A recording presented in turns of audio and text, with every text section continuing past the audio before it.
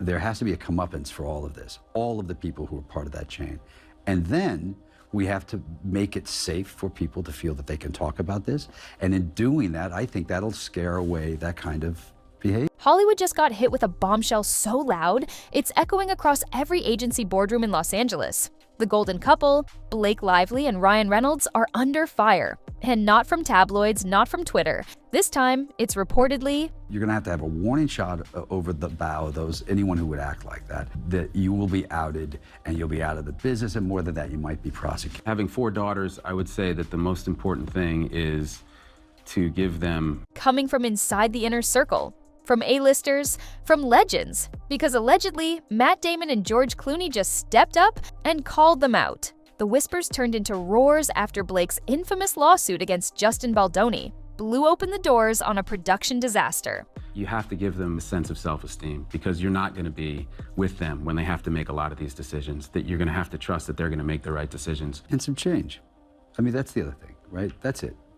None of this matters at all unless it becomes impossible to happen. But what insiders didn't expect, that Blake's power grab on It Ends With Us would expose years of behind-the-scenes chaos. Now, the rumor mill is running wild that Clooney and Damon have receipts, actual proof of how far Blake and Ryan... If there was ever an event or something that I was at and he was doing this kind of thing and there's some woman who was somehow assaulted and I somehow missed it, then I knew he was an you know? I mean...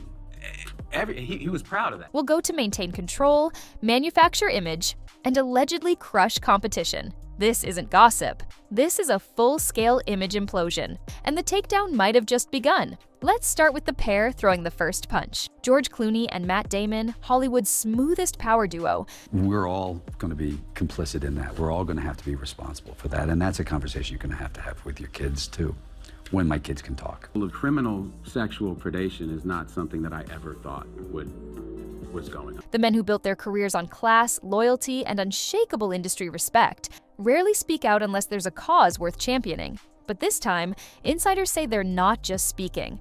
They're unleashing. I know for a fact that the mainstream media will lie and they will smear on behalf of their powerful friend. I believe in due process, which is why I always read the facts of the case before accepting the media narrative. They worked with the New York Times. Her publicist worked directly with the New York Times. They shared illegally obtained text messages. Why? Because the Blake Lively and Ryan Reynolds machine allegedly went too far.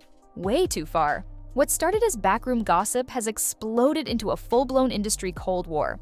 And according to multiple sources close to studio circles, both Clooney and Damon aren't just angry. There's just so much more to the story, and the media's already like self-flagellating. Oh, we were too mean to Blake. And now you see text messages from Blake Lively comparing herself. She's the mother of dragons in Game of Thrones, that she too has her dragons, Ryan Reynolds and Taylor Swift. That the publicist was planting stories about him. He's got receipts. His lawyer was just responding publicly to what she initiated. Literally moments ago, Baldoni's attorney. Okay, and that's largely due to the fact that she is a modern feminist, and so she has to create struggle where there just isn't any. Okay, they're done. At a recent closed-door Netflix production summit, a source claims Damon dropped the gloves. He was allegedly heard saying, "Enough is enough. There's protecting your brand, and then there's what they're doing. It's toxic. It's calculated." The kind of lawsuit that is full of evidence, documents, which prove exactly what she did to take over the movie. The conclusion here, I have said this since before, long before this ever broke out between her and Justin Baldoni. Blake Lively is not a good person, that she has proven herself not to be a kind person. I have no idea on what grounds these two are gonna attempt to dismiss his lawsuit. I could understand some possible arguments that her publicist might make and fail, because I told you, he's got evidence. Those in the room were stunned, not just by what he said, but by who he said it about. Damon doesn't throw names unless it's personal, and it is personal, because Clooney, always the diplomat, reportedly didn't hesitate to back his longtime friend, but his angle? Even more cutting. Sources close to Clooney's team revealed he brought up a 2023 casting breakdown for a Netflix prestige drama, one Amal Clooney had consulted on. Hey Lily, You want to do the honors? No, you go ahead. I need to take it in from here. There are text messages that refute every single thing in that complaint. This is about that narrative that I think they instantly started spinning. I believe that they are going to be able to prove in court that this was personal. Ryan Reynolds versus Justin Baldoni, all of the part of a partnership promoting human rights narratives in entertainment. The project was poised to cast a rising Middle Eastern actress in the lead. But that casting never happened. Why? Allegedly, Blake Lively's team swooped in, pitched Blake for a different lead role. And that really they're bored and rich. Another circumstance that made me see right through Ryan Reynolds and the kind of person that he is when, despite being friends with Joe Alwyn, who dated Taylor Swift for 5 years, she's best friends with Blake Lively. They shared those together. They concocted a complaint that they filed with the Civil Rights Division. They omitted texts that would have provided context. And convinced producers to recast the original actress. The problem? According to insiders, Blake's version of events was riddled with half-truths, rewritten backstory pitches, and creative suggestions that undermined the integrity of the script. The project stalled. The role disappeared. And the rising actress, who happens to be a personal friend of Amal Clooney, never worked with Netflix again. Well, she filed a civil rights complaint in Los Angeles, and then within 24 hours, the New York Times had the scoop. They published the complaint in its entirety, and it looked suspicious. On Blake Lively's claims that she was allegedly harassed by this guy when they shot the movie, It Ends With Us, a film about domestic violence. And was Justin didn't harass Blake. Blake was interested in wresting control of this movie away from Justin, who was the director and the producer. She was just an actress in it. That one moment, sources say, broke George Clooney's silence. According to a high-level source within WME, Clooney told a partner during Cannes 2024, they dress it up in Instagram reels and filtered tweets, but it's still sabotage. They're playing a different game. That they were plotting with the New York Times for months to smear him, and there may be some important evidence. One I don't want to be part of. The partner, stunned, allegedly relayed the story to Damon, who had his own receipts, because the friction didn't start with It Ends With Us. According to insiders on the set of a 2022 Apple TV Plus anthology series, Damon and Reynolds nearly came to blows over script changes Ryan allegedly forced on a mutual writer friend. That writer, former Harvard classmate of Damon's, Damon reportedly never forgot the incident, nor the alleged blacklisting that followed. So when Blake's lawsuit against Baldoni exploded into public view and the countersuit dragged Ryan in, it wasn't just a scandal. It was the match that lit the gasoline. What Clooney and Damon are reportedly saying now is this: Blake and Ryan aren't just protecting their images, they're allegedly manufacturing them at the cost of everyone else's. Behind the charm and sarcasm, there's strategy. And behind the strategy, collateral damage. The pair allegedly believes it's no longer about talent, it's about manipulation. Control, optics. Clooney reportedly told a peer in his Soho House circle, here's where the dam really bursts, and it doesn't just crack, it explodes. It Ends With Us was supposed to be Justin Baldoni's crown jewel, a raw, emotional adaptation of a best-selling novel, backed by his production company and starring Blake Lively in a career-redefining role. But instead, the set allegedly became a battleground, and the war started right at the top. Blake Lively wasn't just the lead actress. She allegedly acted like the only authority on set. Multiple crew members have since come forward anonymously, painting a picture of pure chaos. According to the leaked court filings in Baldoni's countersuit, Blake didn't just offer suggestions. She demanded script rewrites mid-scene. She interrupted blocking meetings. She reportedly halted production multiple times over wardrobe issues she called off-brand for her personal aesthetic. She even, allegedly, refused to shoot a pivotal final act scene unless the dialogue was rewritten on the spot. When Baldoni, the official director, tried to hold the line, that's when things blew up. Insiders claim Blake accused him of being emotionally manipulative and threatened to walk unless he stepped aside from key creative decisions. Within 72 hours, Baldoni's role was reportedly reduced in the eyes of the studio. Rumors swirled that Blake had contacted executives directly, framing the issue as a creative misalignment. But insiders say the truth was far less professional. This was about control, total, absolute, headline-grabbing control. Now here's The kicker: Clooney's team had reportedly been in advanced discussions with Baldoni to direct a separate humanitarian-centered drama through Smokehouse Pictures. Baldoni was poised to transition from young adult fare into prestige territory. But the second headlines hit about the "It Ends With Us" disaster, every major financier Clooney had lined up pulled out. Quietly, strategically, and completely.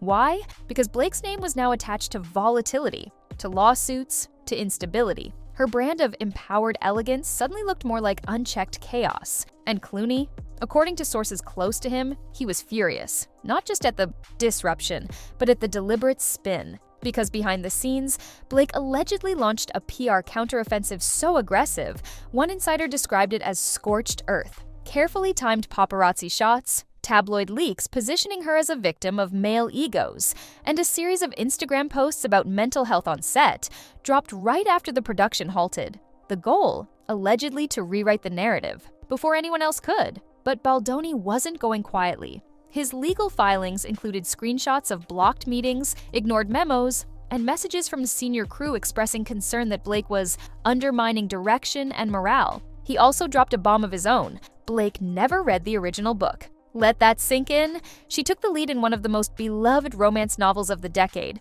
and according to Baldoni's deposition, admitted in pre-production meetings that she was going off vibes. She skimmed fan art, she scanned Pinterest, but the novel?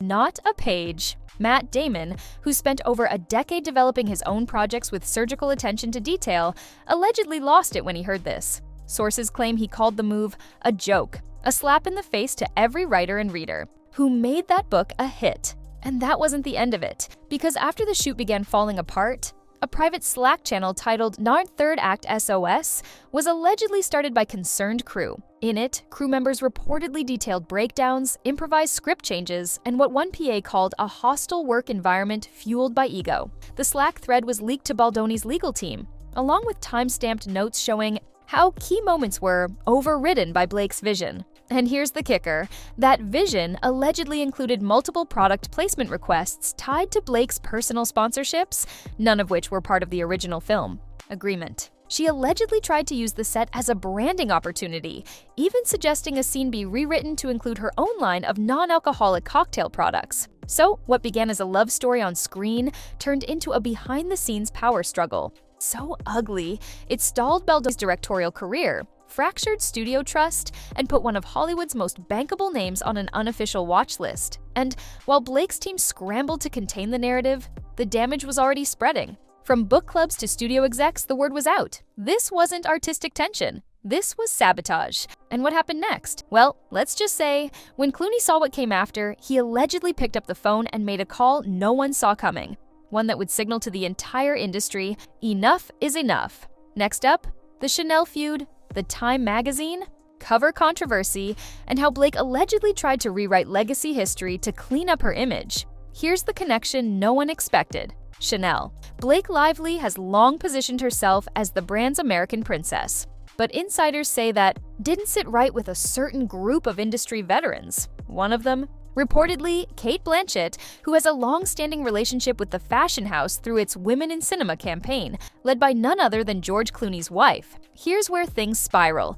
Sources close to the Chanel PR team claim Blake tried to undercut Blanchett's position as the brand's most respected ambassador. How? By allegedly demanding her own standalone campaign that sidelined others, something that reportedly blindsided Clooney and his inner circle. Blanchett's response? Cool, classy, and allegedly devastating. And Ryan, according to whispers. From inside his marketing team, he pushed hard behind the scenes to get Blake into more prominent Chanel campaigns, some say at the cost of other actresses. This allegedly reignited a silent feud with Damon, who reportedly stepped in to warn, a European creative director, don't mistake buzz for respect. The result? A private war over a legacy brand spilled straight into the Hollywood power grid. But what happens when those silent battles hit the courtroom? Let's not forget the spark that set all this off. The lawsuit. Blake accused Baldoni of misconduct. Baldoni fired back with a $400 million countersuit naming both Blake and Ryan, accusing them of orchestrating a public takedown to cover up what he called creative sabotage. Now here's where Clooney and Damon reportedly step in again. An assistant producer tied to Ticket to Paradise told a source that Damon saw a leaked court document describing how Lively allegedly pressured Warner Brothers execs to pull distribution from Baldoni's future projects. Damon's reaction? They're not just litigious, they're dangerous. Rumors suggest both Clooney and Damon are considering testifying if Baldoni's legal team subpoenas character witnesses. And in a rare move, a Hollywood studio reportedly paused a Reynolds-produced project, pending resolution of the lawsuit. That's how real this has become. And Blake? Allegedly doubling down in ways no one expected, right in the middle of the firestorm, Blake lands on the cover of Time magazine's 100 Most Influential People. Coincidence? Not if you believe the rumors. Sources say the entire feature was orchestrated by her PR team and, allegedly, heavily encouraged through industry connections. One rumor claims she used leverage from Ryan's production deals with the magazine's parent company to secure the spot. And Clooney? Furious. According to one insider, he reportedly confronted a Time contributor at a private gala saying, "If we're calling this influence, then we've lost the thread." What's more, there are whispers that Damon has text screenshots showing the push to secure the article began after the lawsuit fallout, allegedly to rehab Blake's image, quickly, loudly, and with zero regard for those caught in the blast. Radius. But this next part? This one's nuclear. When Blake sued, studios panicked. And then Baldoni's countersuit brought up something even more damning: completion bond fees. Blake's name, according to multiple whispers, is now marked high risk by underwriters. Translation: studios pay more to ensure her productions, sometimes millions more. This status, known as a yellow flag, means executives have to ask, is hiring Blake worth the financial blowback? And this is where Matt Damon drops his alleged final blow. Insiders say he told a Netflix partner, "We don't build movies around volatility, we build them around value." And just like that, conversations shifted. One PR agent leaked that streaming services now use the term lively factor to describe risk. As in, should we run the lively factor analysis on this cast? That's not a nickname you want in this town. With the lawsuit's discovery, phase inching closer, the pressure is boiling. Leaked documents, set texts. A Slack channel reportedly titled "Mock Save the Third Act." If even half the rumored content gets unsealed, Blake's PR firewall may crumble. And George Clooney? He's allegedly told friends that if Blake or Ryan try to spin the narrative again, he'll go public. That's right, the man who rarely speaks about industry drama might finally break his silence. On principle, one of Clooney's close producers reportedly said he doesn't like bullies, and he doesn't like being lied to. And in Damon's case, let's just say he's been waiting to settle a score since a Cannes after-party snub in 2019, allegedly orchestrated by Reynolds. Everything's personal now. If Blake loses the lawsuit, or worse, if Baldoni proves pattern sabotage, she could face more than just reputation damage. The whispers now suggest a blacklist is forming.